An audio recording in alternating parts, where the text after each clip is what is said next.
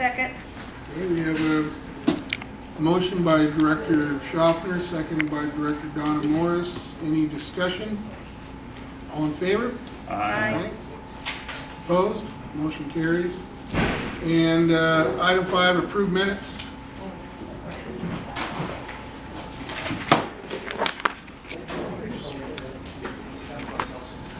I make a motion that we approve as stated.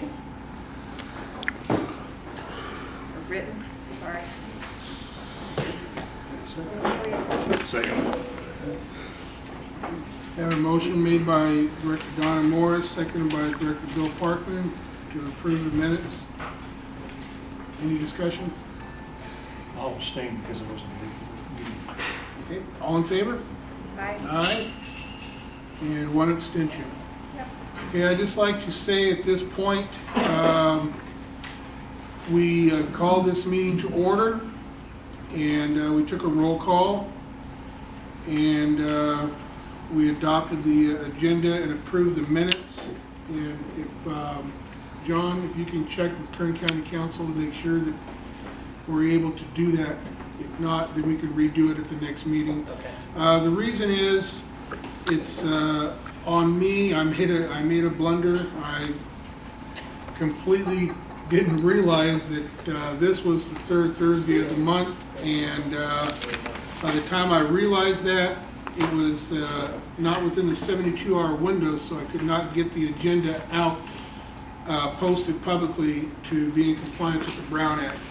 So we can still have the meeting, and we can still take community reports, and we can still take input and discussion from the board, public comments and things like that. And we have a guest speaker. We have a guest speaker tonight that came in at the last minute. So, but unfortunately, we won't be able to go through any agenda items or take any action as a board. But we can discuss things and we can talk about things. We just can't take any action. And okay, with this time, we're going to start with 6 community leader reports, Kern County Sheriff's Office. Sergeant James Anton for the Sheriff's Department. Sorry, my voice is kind of going in and out with the cold. For the month of January, for the East area, we had 1,580 calls for service. 666 of those were in Rosamond. There were 54 arrests out east, and 22 were in Rosamond. We did make an arrest in some of our shootings, but we're not going to go into a whole lot of detail on that because the investigation is still going on. About a week and a half ago, we made 5 arrests and got 2 guns and some people tagging downtown in Rosamond. On 2/12, just last Monday, we had deputies along with the CHP officers at the high school regarding the internet threats against the high school. So we were there to show our support for the school and show that everyone was safe. And today we were out on a search and rescue at 265th in Patterson, where a 73-year-old man walked away.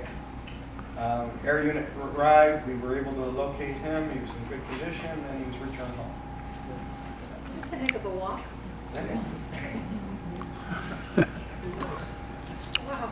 All right, any other questions of the Sheriff's Office? Thank you, Jim. California Highway Patrol? Hello, good evening. Sergeant Robert Kloss representing Lieutenant Williams. Good to be here tonight. Our statistics for the Rosamond area for January, we had 9 arrests, majority of which were driving while intoxicated related. We are currently investigating 1 fatal traffic collision report. Traffic collision, it's actually a hit and run.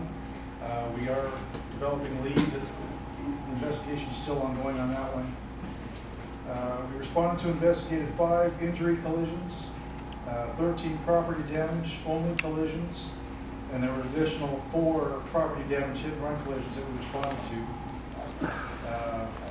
We did get 2 separate calls of dogs running the roadway that we responded to try and keep the or your friends out of the traffic in harm's way.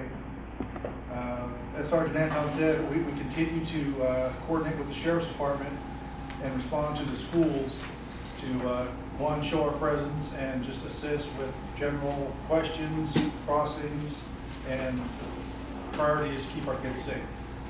And if I may, on that note of the kids, the Mojave CHP office is in the process of starting up an Explorer program, and we are absolutely in need of qualified young people, both male and female, who would like to come see what we do and help us out.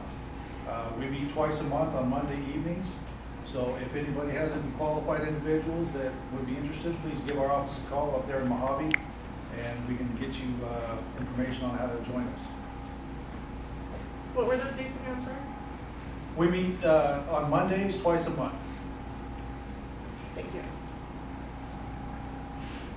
Got like first and third, second and fourth? The next meeting is next week, so what would that be? Second, fourth. Second, fourth, as an example. Thank you. Okay, any other questions for the California Highway Patrol? I did notice a unit, a motorcycle unit on the freeway today. Another evidence, apparently, of global warming. A motorcycle unit in February? What else? What other states got that?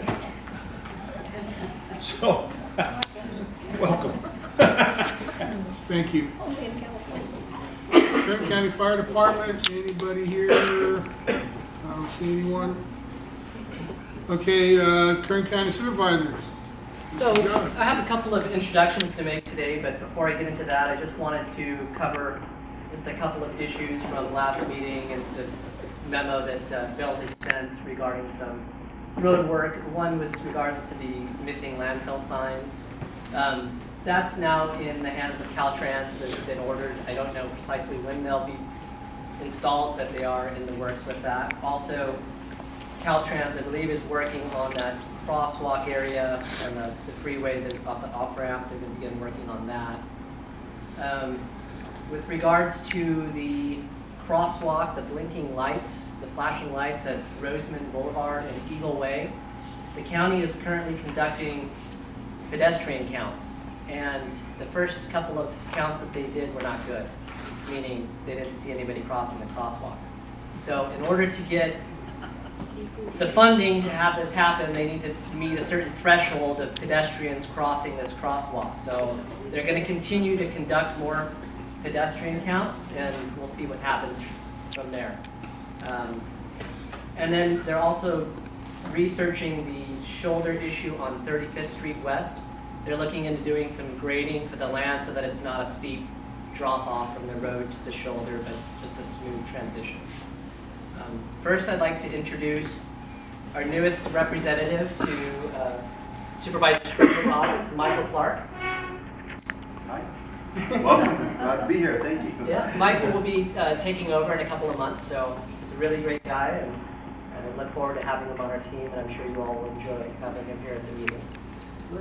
Second person who is from Code Compliance is Al Rojas, and Al will be kind of giving a presentation about Code Compliance and fielding any questions that you all have, which I'm sure are many. What was the name again? Al Rojas. Thank you. So, Al, if you want to, you could go up to the podium, or you can speak from there, wherever you like. Am I on?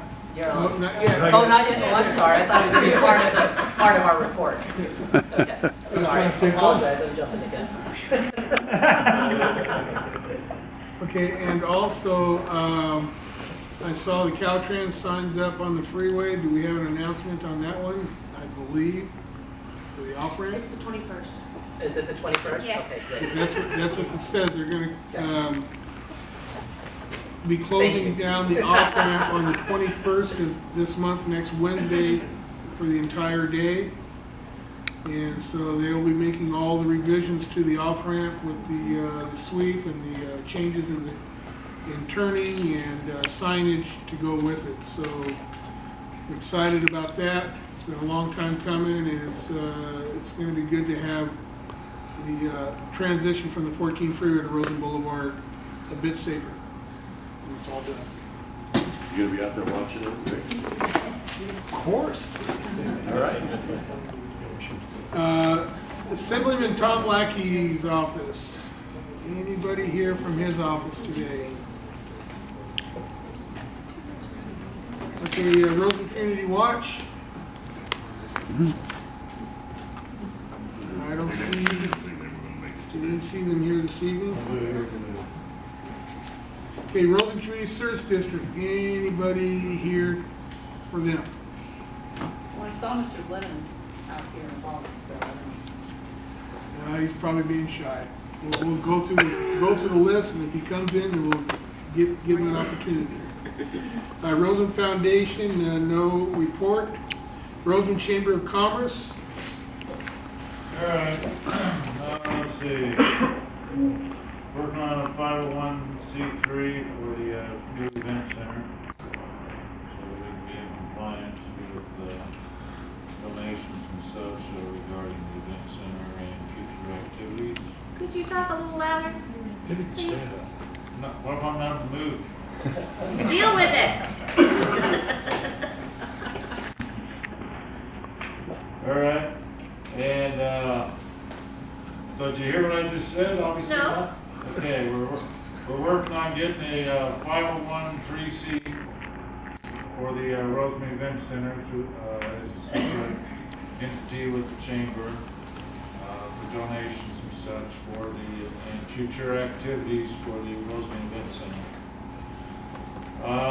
We had the ADA ramps and steps forward for the new stage.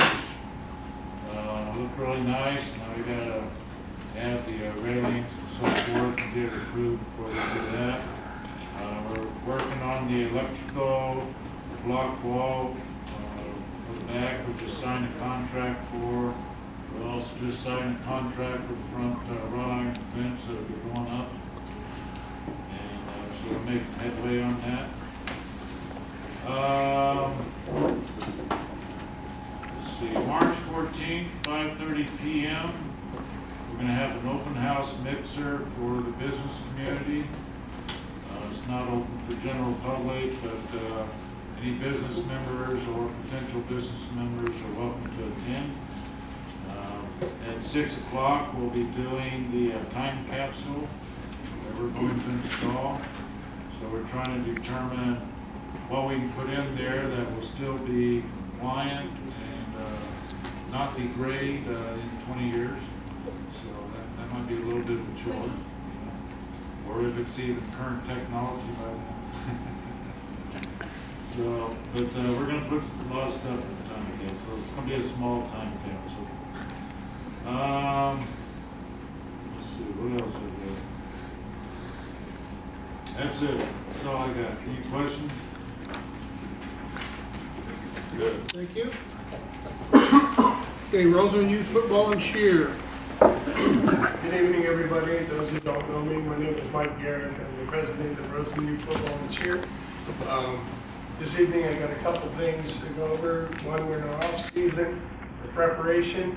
We got some good news. We were able to team up, partner with the Valley Youth Football League, which gives us the ability now to play the same school districts that our high school does. So I think this is a real positive thing. Bishop, Kernville, Warren, these are more communities and size bases with our community. So I think this is going to be a real plus. On the downside of that, I don't know if you guys have heard of the bill and I'm sorry, I'm going to have to read off my teleprompter here, but the California Assembly members, Kevin McCarthy, Democrat of Sacramento, and Lorena Gonzalez-Fletcher, Democrat of San Diego, are sponsoring the Safe Football Act. To me, this is very deceiving.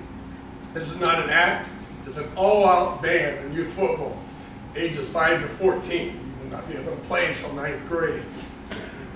The impetus, besides this bill, is to prevent young athletes from sustaining long-term brain damage caused by repetitive tackling, hitting, blocking. However, no research has definitively linked long-term brain damage or chronic CTE to participation in youth tackle football. Young athletes who are prevented from participating in youth football programs are placed at a much higher risk for future injuries of all types, especially concussions, brain damage, and CTE, as they would be prevented from years of training, introduction, and proper tackling and blocking techniques that are provided at the younger levels. Youth athletes are slower and smaller in weight and stature than their high school counterparts, which results in collisions and impact forces substantially less in youth tackle football than those associated with high school, and less likely to experience long-term brain injuries when participating in youth tackle football while learning and executing basic tackling and blocking techniques. Along the same lines, AB 2127 was signed into law in 2014. These were also great safety measures, limiting the amount of contact in high school to, I believe, 90 minutes per week, 2 sessions with a maximum of 3 hours. Okay, greatly reducing the 15 hours a week that when I played. So these type of laws I can agree with, but an all-out ban on youth football, I think is destructive in nature and has no proof or definitive proof behind any long-term brain damage. So I'm asking you as a community tonight to support us. Stop by, let me get your email address, and I'll send you a petition to sign to stop this act. Thank you. Does it literally state no natural ban on it? Yeah, absolute ban. Let me read from the... Is that just tackle football or is that flag football? That's tackle football, not flag football. But again, flag football does not provide the same techniques as it does in tackle at the lower ages. I've been involved in our program in the Rosamond community for 9 years, 5 years as president. In that time, I have 2 noted concussions, okay?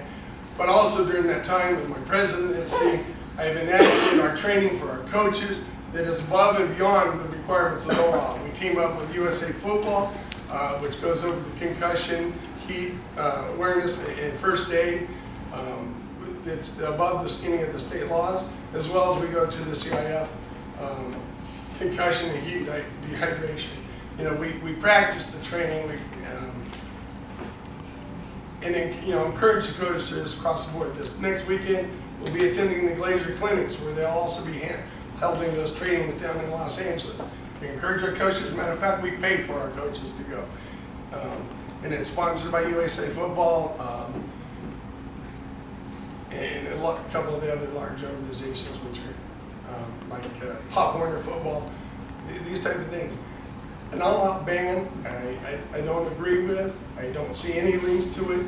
And also the deceptive measure these two are trying to proceed is they're taking all the reports to the hospital for all sports and triggering it right down to tackle football. I think that's very unfair. Okay, if you know anything I learned when I was going through my training, soccer has a higher rate of incidence of concussions than football. Why are they not targeting soccer? Any other questions? What was the number again on the bill? AB 2127 was the one that was enacted in 2014. But the new one? The new one is called the Safe Football Act. Again, which I believe is deceiving because it is not an act, it's an all-out ban.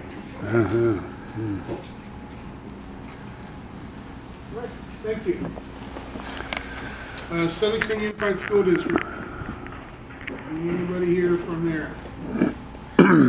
I went there to the meeting, and the big news was they're going to build another kindergarten right away at the new Rosamond Elementary School because they're maxed out.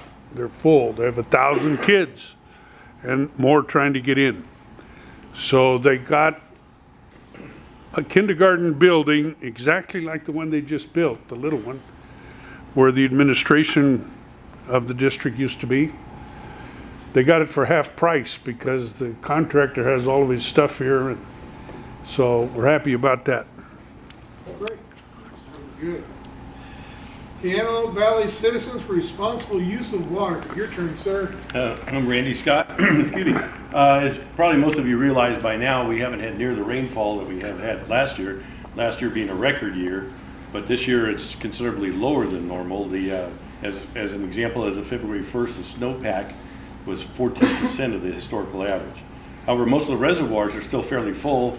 or have an adequate amount of water in them from last year, held over from last year. And other than Oroville. In Oroville, they drained down quite a bit to work on the spillway that probably all of you heard about some months ago. Based upon the current water allotment that the state water contractors have of 20% and carryover water, agencies like AVAC and so on are still in pretty good shape. As far as the adjudication goes, one significant development, if you will, a decision that applies to the public water suppliers, including RCSD. The language in the adjudication agreement apparently wasn't sufficiently clear. There's a ramp down process over a period of 5 years that most have to apply to, that they get to the amount they're able to pump out of the ground 5 years from now, and they work their way down in those numbers. It wasn't apparently appropriately, or whatever you want to call it, clear, does that apply to the public water suppliers such as RCSD. So they took that to the court, and the court decided yes it does, so there will be a ramp down. The other interpretation was they would have to go down to that number virtually immediately, and that would have been a fairly significant impact on a lot of the public water suppliers. So they are going to have to ramp down to the numbers that they've been told that they've got to get to in a period of 5 years. And that's about it.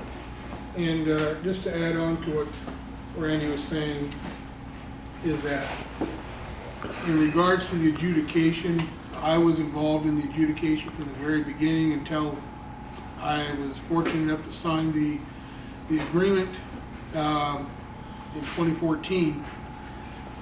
And now that it's all out and done and everything has been settled out there, I can say that that was part of the negotiations, that was our understanding always, that we would have that 5-year period to ramp down to get to that point where we wouldn't have to go from using 3,000 acre feet of water today and going down to using 600 acre feet of water tomorrow. It would have been devastating if that would have been the case, but we had that agreement to slowly ramp down and work our way to that, to be able to get the funds in to purchase more AVAC water and things like that, and use recycled water, whatever way we can do to get in lieu pumping. So that's good that they judge, because that's what was always believed, and that's what we were always talking about at that time, you know, when the court case was going on. So I'm glad to hear that. And with that, we'll go to Edwards Air Force Base. Any, no one here? One more thing. You probably all saw it, but General Schaefer got another star. Oh, well, he hasn't got it yet. He was nominated. Yeah, okay. But I've been in contact with him, and I'm sure orders are coming, but he doesn't know yet where he'll be going to next. But congratulations on orders. Yes, congratulations. Yeah. And any others that would like to introduce themselves as part of the community or to the community, or make any reports? Yes. My name's Justin Fleet, and I'm actually running for sheriff in Kern County, so I'll be challenging down here. What's your name? Justin Fleeman. I wanted to come to the meeting, hear what you guys have to say. Obviously, crime's a problem in here. You have no law enforcement presence either, so I want to see what I can do from here from the community, and once I get in office, what I can do to make a change. Have you spelled your name, by the way? Yes, JUSTINFLEEDMAN. Okay. Thank you. Okay, guest speaker now. Come on, sir.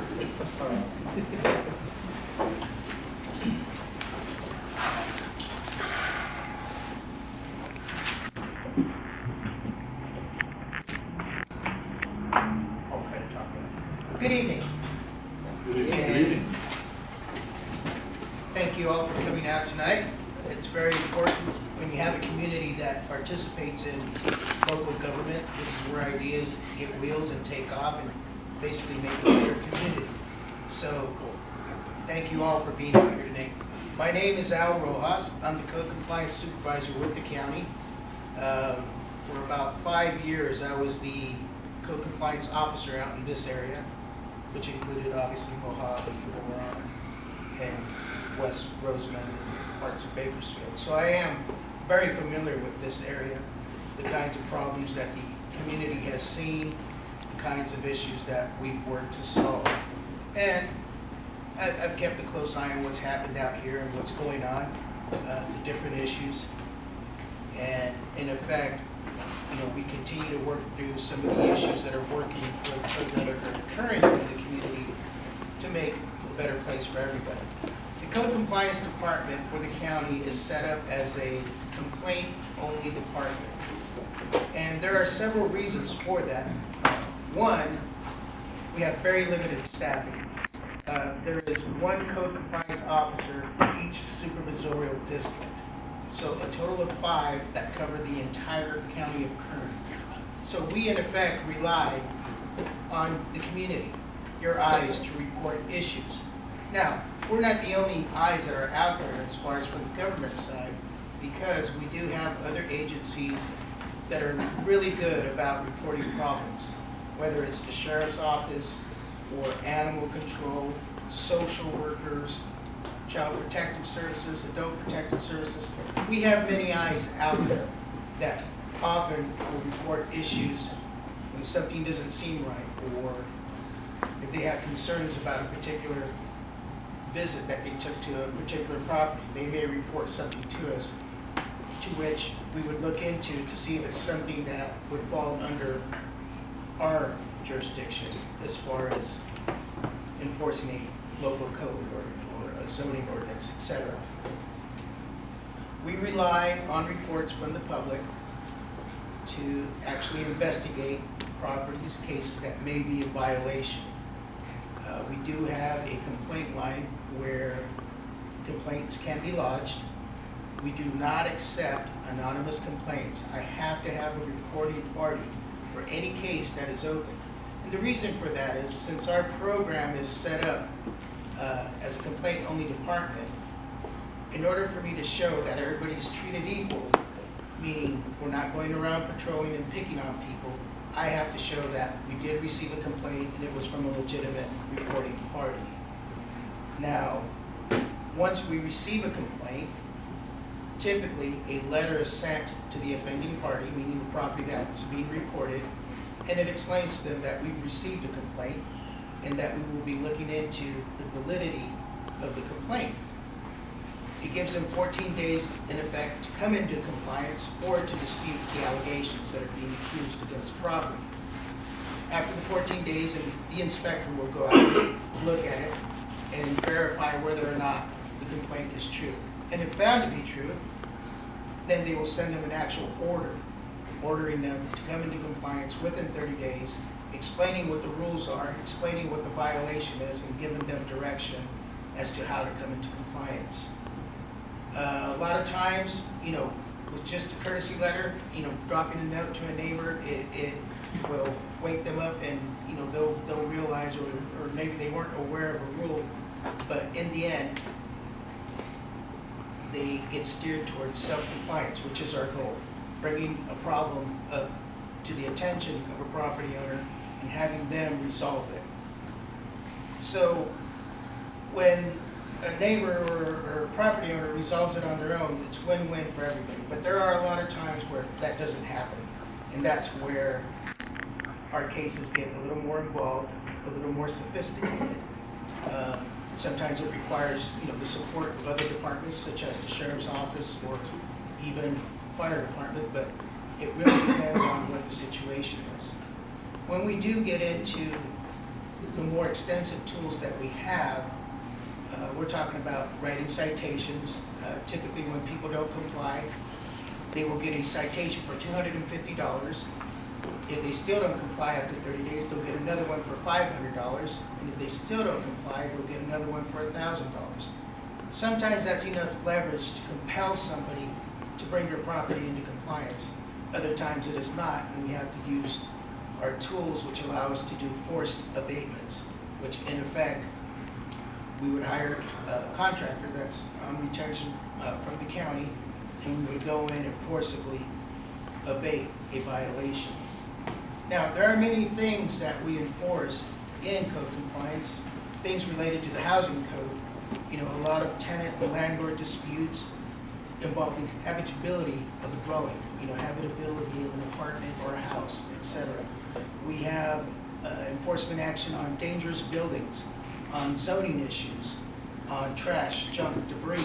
We have authority on junk vehicles, abandoned vehicles on private property. In general, these are the bulk of the types of cases that we typically investigate at all times. In a given year, my staff, my officers will typically see about 2,600 cases in any given year. The Rosamond community sometimes is very active, sometimes it is not.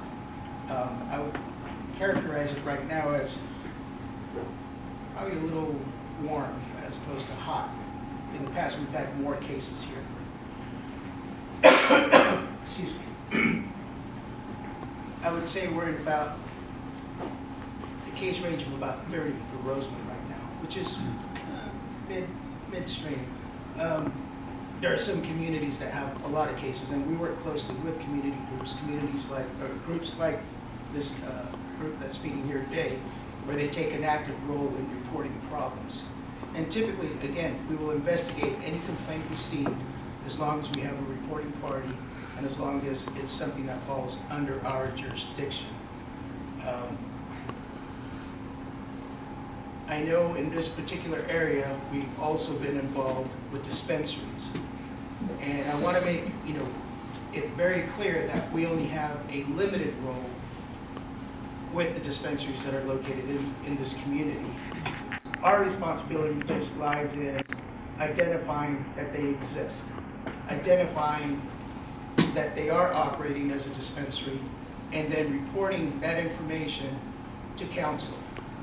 Council, at this time, is strictly pursuing these locations on a civil level, meaning they are taking those different locations through the court system to try to secure an injunction to get them to close.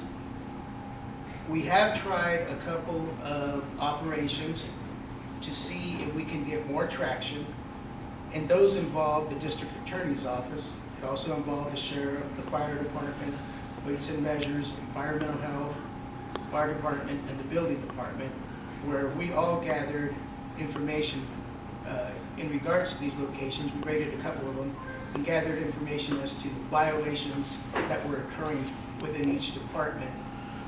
In turn, taking those to the district attorney to see if they would prosecute. To date, we have not heard back in regards to any action on that.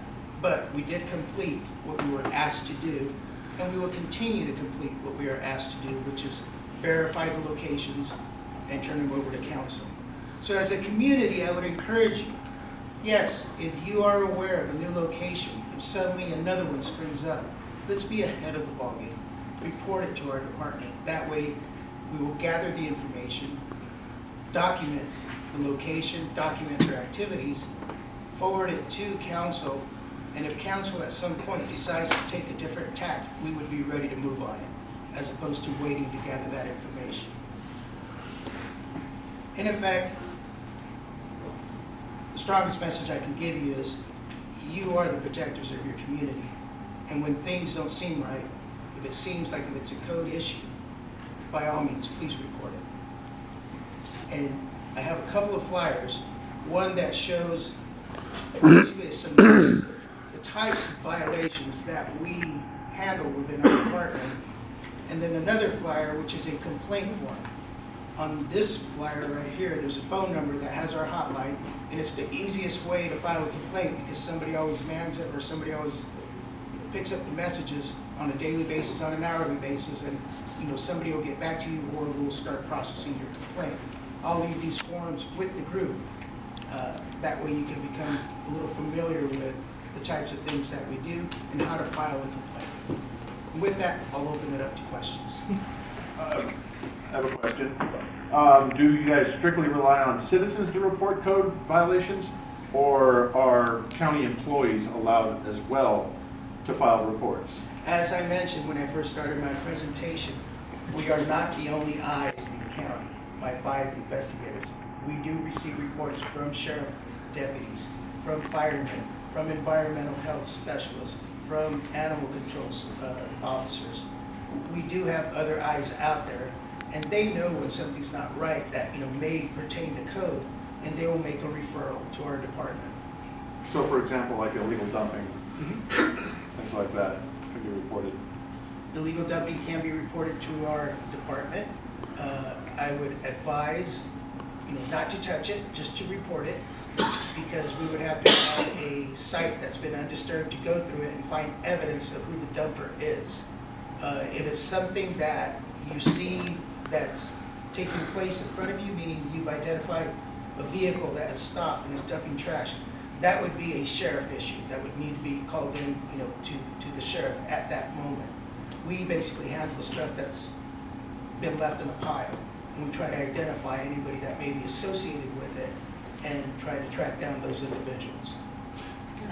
What about diagonal parking by cars on a residential street?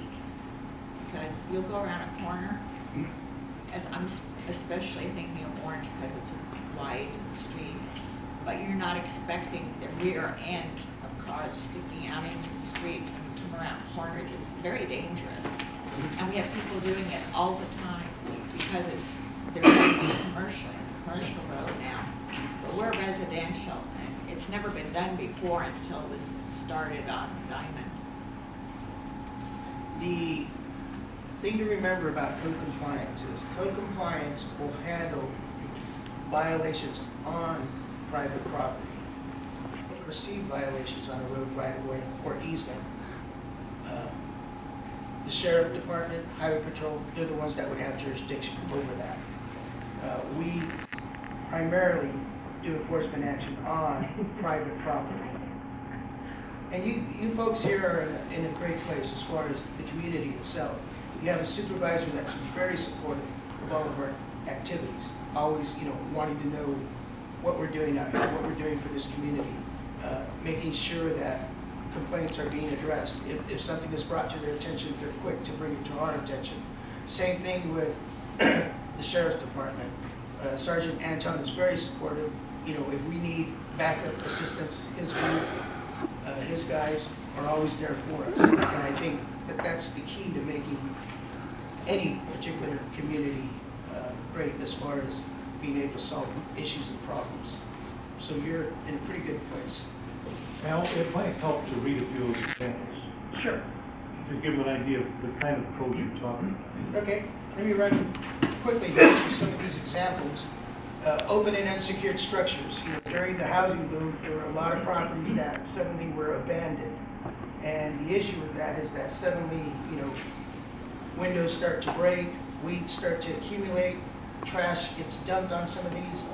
In effect, an open and unsecured property invites other properties, or basically they just start sprouting everywhere, where one broken window leads to another and it just spreads like wildfire. So that's the type of issue that we go into a community and try to secure a structure, clean it up, make it look at least presentable so that it doesn't attract the same kind of behavior throughout the community. Structural deficiencies in structure. I mean, there are some houses out there that are pretty old, and you have some people that will still rent them out or try to rent them out. We look for things as far as floor supports, roofs that aren't collapsing, windows that operate. Those are the kinds of things that we would want to encourage in order to fix before they would fail and hurt somebody. Even a structure that's in danger of collapsing, those are things that we would address because we wouldn't want the public to be hurt, or even emergency responders to be hurt if they were responding to a building that's in danger of collapsing. Truck parking in a residential district is an issue that's brought up in a lot of communities, but there are ways to get permission to park one truck on a piece of property, but that would, that is very specific to lots that are a little bit bigger, and it requires the approval of all the surrounding neighbors. What kind of truck? semi-trucks. Big. Yeah, big giant trucks. Grading without permit, I don't see that a lot here within Rosamond. I see that more out towards West Rosamond, in those more remote areas where people, assume that they can move dirt without any permits. But anytime you move dirt, and we're talking about 50 cubic yards or more, it does require a permit.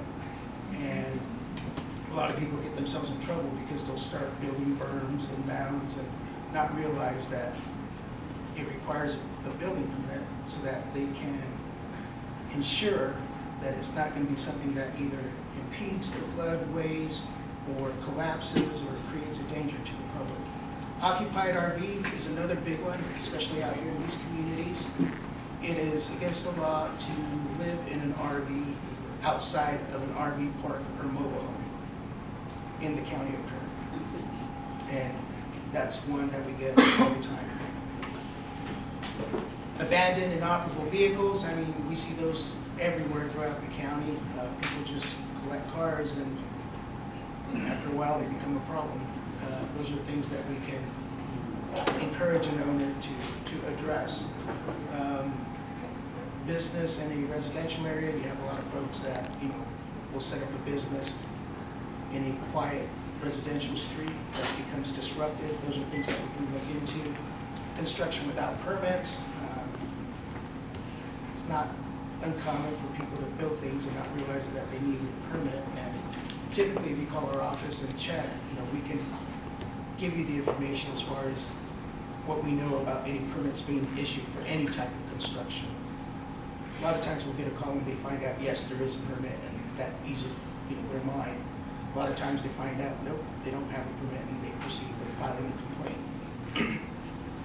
Blocking public easements, that's a little more common out in the rural areas. Yard sales are a big thing in a lot of communities. You can have 2 yard sales per year in any home. So we do get complaints for people that are running perpetual yard sales. The ordinance does allow 2 per year. Illegal dumping is a common violation that we see, especially out in the remote areas. Basically properties that store a lot of stuff, a lot of miscellaneous stuff. What we look for is what's typical of a residence in any particular community. Do they have things there that probably shouldn't be as part of a residence? Is it organized, or is it just messy, spread around everywhere? Those are the kinds of things that we try to address with property owners.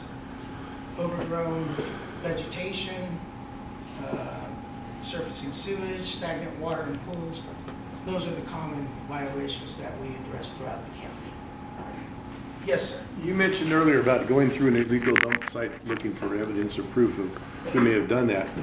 Yet I had heard that even if you found that, there was nothing that could be done because it's very difficult to prove that that person was the one that actually dumped it. They could conceivably complain or say, well, no, I gave it to someone else who was supposed to dump it properly and didn't, and so on. That the only way you could actually prosecute or, well, do something, penalize someone for doing that was if a member of the authority, such as a sheriff or something, actually saw them in the act of doing it. You'd be amazed at what people tell you when you confront them. And by finding a couple of pieces of evidence and going to that location and bringing the person out, the most common excuse that we hear is, I hired somebody to take care of that and it never made it to the landfill. Please give me the name and number of the person you hired. Here you go. And as soon as you encounter that person, so you hired so-and-so, or so-and-so hired you to do this and it never made it to the landfill. And right away they tell you, yeah, it was me, it was late, or the landfill was closed on that day. What do I need to do? And again, we try to be informative or educate people. And most times, we will just let an offender know. Okay, go pick up everything that you dropped. And if there was more around there, we make them pick that up too. And bring us back some receipts from the dump site or from one of the landfills as evidence that you took it. to that location. But it is rare that we get resistance once we've confronted somebody with evidence. Yes, ma'am. I'd just like to pass along my thanks. I called in 2 places that were overrun with trash. One was the alleyway here on Elm, and then this house that was abandoned or a business on Locust, right behind where the rec center is going to be. And they moved quickly on that. That house was just a mess. They dumped furniture, there's trash. It's all boarded up now. They even painted over the graffiti all over it. So and they were, I want to give you guys kudos. You were really quick acting. So it does work. Thank you. And then the other lady that has been very helpful is Aurora Rush in dumping. You give her a place, they go pick that stuff up right away. Just amazing. Thank you. And I would like to mention, Code Compliance Division is part of the Public Works Department, and that enables us to do a lot more. When I say Code Compliance handles issues on private property, because we are associated with Public Works, it's easy for us to mobilize quickly when things happen in the road right of way, in alleys, in places that are public, because they have a team that will clean up alleys, clean up illegal dumping on roadways. That is a recent change. They took one of my officers, and that officer is dedicated to addressing and solving issues that are done on public property. Any more questions? Would you be willing to receive any complaints tonight? Oh, absolutely. Specific parcels? Yeah.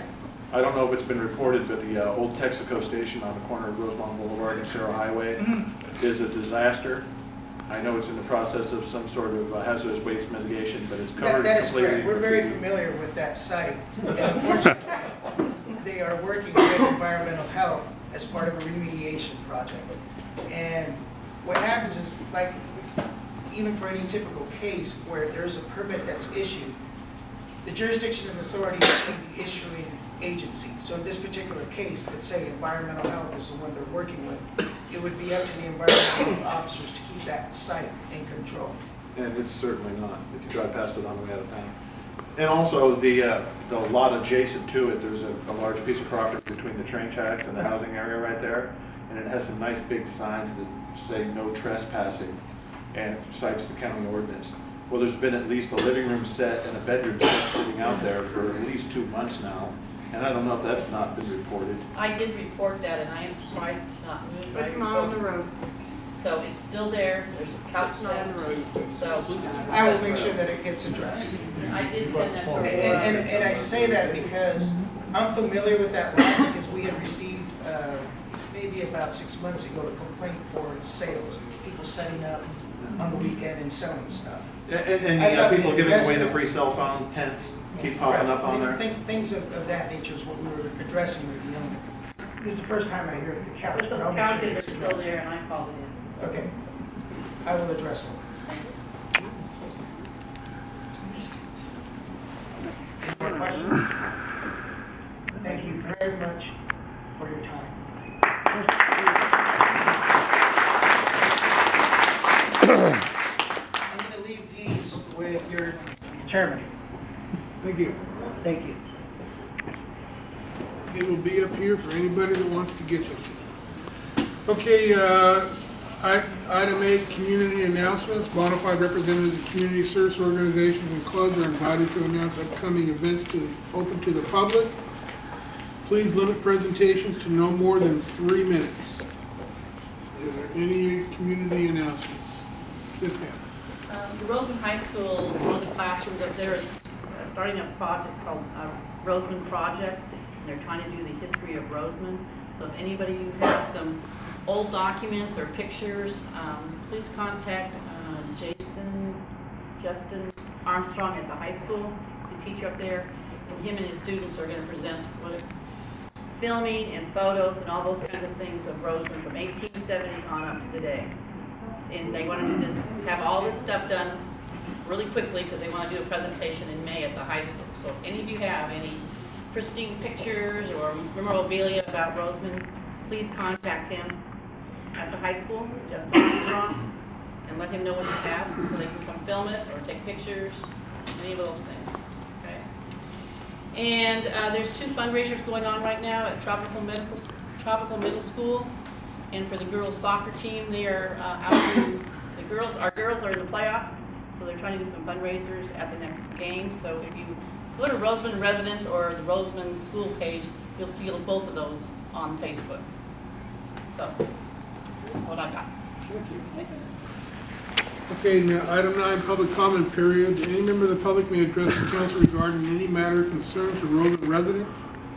This need not be related to any items on the agenda. However, law prohibits the council from taking action on matters not on the agenda. Please limit presentations to 3 minutes. So at this time, I'll open the floor up to public comments. I'm glad we actually have some representation from the county tonight and from the code enforcement, because that was some of the questions that I was going to be bringing up. But good evening. My name is Francisco Pinelli, a lifelong resident of Rosamond. About a year and a half ago, I went before this council and expressed my feeling of abandonment by my local government. And despite all the valiant effort of our county council and the very few deputies that we do still have, I still kind of feel the same way. All of the illegal marijuana shops are still operating. Prostitutes are walking Diamond Street and Sierra Highway in broad daylight. Loitering, public use and sales of marijuana are happening on the streets in broad daylight. And all this is taking place during the day. During the night, disturbing the peace, burglaries, armed robberies, vandalism, graffiti, dumping, and yes, even shootings and murders in the middle of our town. Every time I drive to work, or go to the store, or drive through my neighborhood, I'm reminded of how bad things have become. Graffiti, furniture sets, and garbage being dumped in the middle of town, and the constant odor of marijuana wherever you are in town. Every time I contact the sheriff's department, they apologize and explain that they are underfunded and understaffed. And I am told to just keep reporting what I see and hope that the sheriff and the county will provide us with the support that we need. And I have made my fair share of complaints and calls. While I may be a simple town resident that doesn't understand the complex dynamics of law enforcement, I don't understand why crimes taking place in public view aren't being stopped. Sheriff Youngblood testified before the County Board of Supervisors that he would rather enforce the law than be complicit in a federal felony in regard to marijuana. Well, we're waiting. Does somebody have to be robbed, murdered, before the county sheriff and the county take notice? Oh wait, that's already happened. Now, I understand the county is going to allow another 200-unit low-income apartment complex to go up on Rosamond Boulevard. What the hell? Crime in Rosamond went up hundreds of % after the first 2 were built. And we have less law enforcement than ever. It's pretty bad.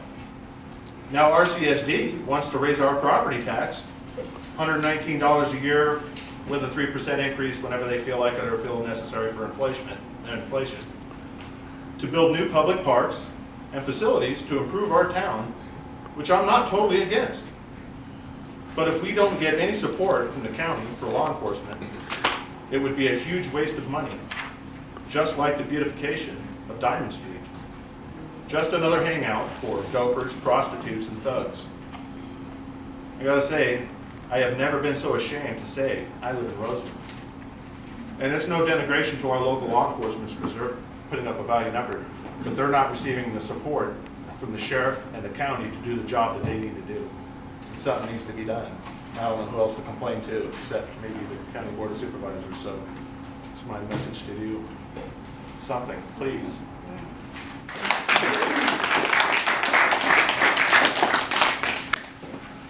Just to add one thing on the 200-unit low-income apartment complex, I discussed this with Lorelei Oviatt personally, and she told me that there are no plans for any low-income housing at this time in Rosamond. There are some plans for apartments, fair market value apartments that are going for whatever the rate is, and but that's the only thing. But as far as the 200 unit, I had an exchange of emails with her and was told that there's nothing in the works at this time for that. I was told the property adjacent to the existing apartment complex, the one with all the graffiti along the wall that they keep painting over, and the next day it's covered up, you know, with more gang graffiti again, is going to be the property that's going to be putting up another 200-unit complex, and that was put out by a local realtor who I guess is in the know about that. And whether or not they say it's a fair market value apartment complex, if it's adjacent directly to the other low-income apartment complex and allows Section 8, what's the difference? Right. The thing is, Right? And I understand they want to raise revenue, but the apartment owners are not being held responsible for the care of their apartment complexes that they already have. To my understanding, the property owners are also responsible for the code violations and crime that's taking place on their property. But we don't have the law enforcement resources to enforce anything around here, so the county needs to provide that support to our local sheriff's deputies. And another thing, I still don't understand why Lorelei Ovia, and they told us all the things we needed to do, which was vote for the recreational marijuana so that we could regulate it out of our county, which our Kern County supervisors voted to do. And as of January 1st, to my knowledge, the state law goes into effect. Why is the sheriff's department in our town not walking into these establishments where drug deals are going on illegally and doing something about it? To my understanding, California City has already shut down 40 illegal indoor grows. I don't know why our law enforcement agencies are not shutting down the marijuana shops that are continuing to operate, which is, and the most embarrassing of all would be our former sheriff's substation, which is busier than ever. Okay, sir, you've already had your 3 minutes. I just wanted to address what I had talked about, the 200 units, and I've already said that piece, so we need to move on to give somebody else a chance to have public comment. So any other public comment? Yes, Lisa. Lisa Checkley. It's been a big concern of mine about there being no lighting outside this building where this is the local Kern County Transit bus stop out here. When I pass by here at 4 o'clock in the morning, there's no lights in this parking lot. I bring a gentleman who has some medical issues to catch the bus at 4:20, and there's no lights at all. There's street lights. I was told call for the street lights. I call the street lights. Street lights are across the street. That does not light this area at all. Every light in this parking lot is turned off. Every light down this street is turned off. There's no lights. So I called here. I'm told this is RCSD issue. RCSD says you have lights. The problem is there's no lights on this side of the street. So we need to figure out something, or the bus stop needs to be moved. This is a dangerous neighborhood. What time does the bus start running, Lisa? 4:20. 4:20. John, could we do something with the timers to make the lights come on? Even like a little lights outside. Yeah, the solar. Solar. I Even don't a know solar or what could be something. done. It concerns me because the gentleman is handicapped and he can't defend himself. So. It's a dangerous intersection also. But if we can get the timer changed on the lights, to turn the lights on at 4 a.m., then this area will be lit up and it'll be safer. And that's, in lieu of putting new lights in, that's the best solution that I can come up with. So who do we tell? Well, we'll look Give them right here. Thank you. We It already just did. concerns me. You know, it's not real, this area is not good. So leaving him out there, I'm like, oh, you know, it concerns me. So that'd be awesome. Thank you. No. Any other public comments? Yes, sir. Just me. Yes, I would like to commend the sheriff's department for putting the call log back in print and online. We had it for many, many years, and then when they moved, we lost it, but now Ward and Anton have ground, and finally got it to us. So it's back in print. We thank you very much for that. It's very popular, well read.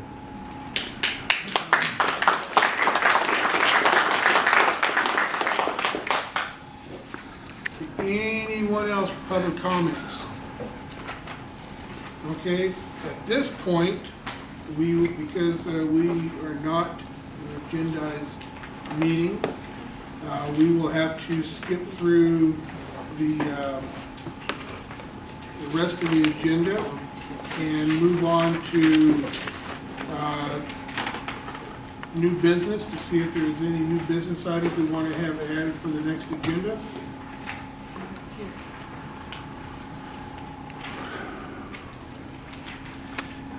I'd like to add an agenda item for this month's meeting, and that is an office space for RMAC. Okay. Permanent office space? Permanent office space for RMAC to keep files and stuff like that in. Okay, that would be great. We can have that on the Yeah, agenda. it'd be a good place too for various committees, you know, to meet. Okay. It'd be a good, that would be a real good idea. I think pursue that. We can do that. In the meantime, try to come up with some ideas that we can put out there to get to John to take back to Zach when we have the meeting next month. Any other new business items? I have one on old business that John was talking about on 35th Street West. You talked about them working on the shoulders, John. Yeah. Make sure they don't lose emphasis about those big gaps. Right, that's also, in the they're aware of pavement. those. I don't know if they're planning on putting that off on to the developer that's over there, but it runs all the way from the dollar store all the way down to the previously existing housing just beyond that new development. And it's just terrible. I mean, it's up to 7-inch gaps. And that is that's on old business, and I'm keeping those on the agenda permanently until these issues are completely resolved. So that is on there at 35th Street West. Any other new business items? Me. Yes. Every year, there's a thing called National Make a Difference Day, and it's October of every year. And I would like all the organizations in Rosamond to participate this October.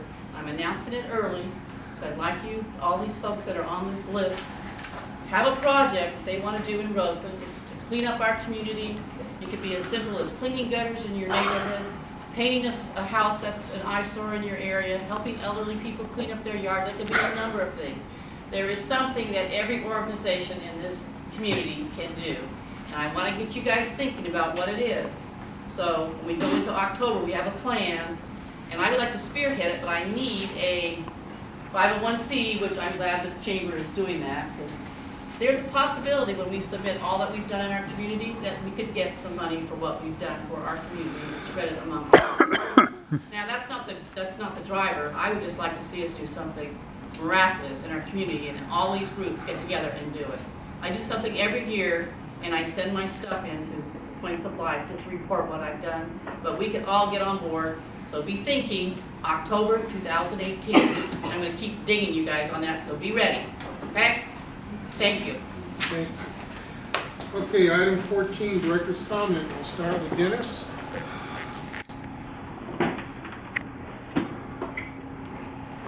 I don't have anything. Bill? Okay, Donna? Nothing. Justin? No. Well, I certainly do, actually a couple of things. We have the election measure A going on right now. There's been some possibly shady things going on with the election. So I got myself a spot to oversee the vote count. I'll be there watching them count the ballots. The other thing is, starting July 17th, anybody and everybody can sign up to run for the RCSD board or even this council. How many vacancies? RCSD's got, what, 4, I think? 3. 3, and 3 on here? I believe it's 3 for here as well. Yeah. No, it's 4. 4 this year. It's 4 this time, yeah. 4 for Rosamond or 4 for this council? 4 for this council, 3 for RCSD. All right. sir. I'm done. All right. Okay, on my comments, I wanted to ask if the board got the letter and the flyer that I completed. Yes. And I will ask this one question: is any director wanting to make changes to this or discuss it and revamp it or anything like that? Because we already voted on it, and if nobody wants to make any changes, then we can go ahead and release it to the public.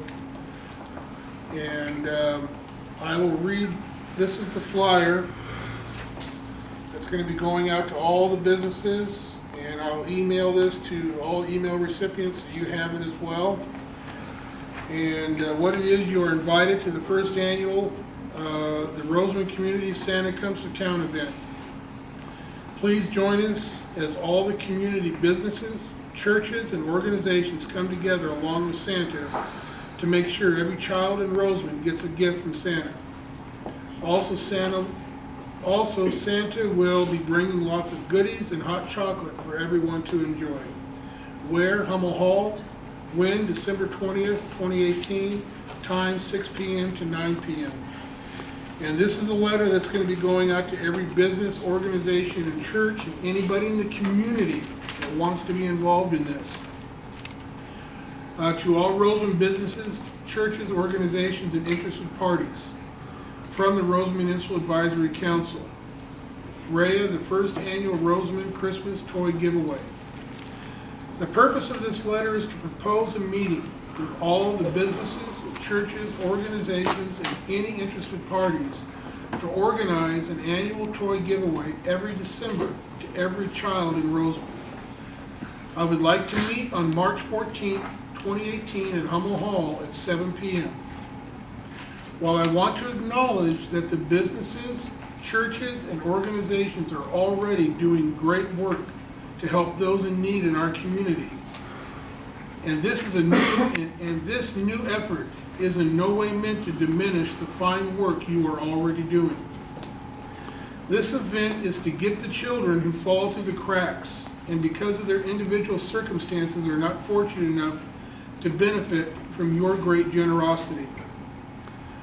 While those businesses, organizations, and churches help those in need, it is great, but those who are benefiting are somehow connected through either membership, knowing people who know their situation that are connected to the businesses, churches, and organizations in Rosamond. But what about the families who don't attend church or belong to any of the organizations such as Boy Scouts, Girl Scouts, Youth Football, AYSO, just to name a few? We have all seen the tragic commercials on TV depicting the child who is dressed nice, sitting alone at lunchtime because he or she has nothing to eat. But nobody knows it because on the outside everything seems normal. But that is why it is so important to make this a complete community-wide effort. Because just like another commercial, nobody knows your inner circle, your neighbors, your friends as well as you do. You will spot something out of place long before anyone else does. This event is meant for one purpose and one purpose only, and that is to give every child who shows up a gift from Santa. This is our opportunity to make sure that every single child in Rosamond has a Christmas gift on Christmas morning. Please come together on 3/14/2018 so we can exchange ideas and form a plan to put this together to make it the success that I know we can do. Because I know how big the heart of Rosamond is, and I know how much we all care for each other. Respectfully, Greg Wood, Chair, Rosamond Municipal Advisory Council. So this is going to be going out to everybody, and everybody that wants to be involved in this, please be here on the 14th, and together we will make this a success, and our children that live here will benefit from it. Greg? Yes. I really hate to interrupt you. That's the same night as the mixer at the chamber. That's the same, okay, then I can change this March date. 14th. I Okay, can I was change just the letting you know. date. That's fluid. Okay. And if it's not gonna work because of the chamber mixer, then we'll change it to where we can have You everybody can talk here. to Terry, I just know that date sticks out in my head. I will get the date changed, and when you guys get the letter, it'll have the date on it. And that's at 7 o'clock. Yeah, at 7 o'clock, here at Hummel Hall. And, That's kind of a double-edged sword, because I know there's some adults in the room who will be getting bags of coal well, that's instead okay. of the two. Start being nice. You know who you are. So, and you know, I want to emphasize that we have great organization that you know, work with Toys for Tots, and you know, they put food baskets together, and they're already giving. But this is not to take away from Toys for Tots. If you're giving to Toys for Tots, by all means, keep giving to Toys for Tots. That's important. But this is just something extra that we're gonna do here, that every child that walks in that door is gonna see Santa Claus, and they're gonna get a gift, and they're gonna go home, and they're gonna be happy. And that's what I want to see come together as a complete community effort with everybody working together. This isn't gonna be any one organization doing this, it's all of us together doing it. Which one are you from Santa Claus? You know what? If I can't find somebody, I just might be doing it too. Oh, I'd pay to see that. But John's gonna erase that from your recording. No, you already said you were gonna do it. Yeah, we have proof now. Okay, well, with that, I am going to call for adjournment. Motion. Second. Motion is made by Director Justin over here, and seconded by Director Bill. All in favor? Aye. That the meeting to discuss permitting medicinal cannabis retail operations by Chairman Maggard and Supervisor Gleason for February 20th has been canceled. So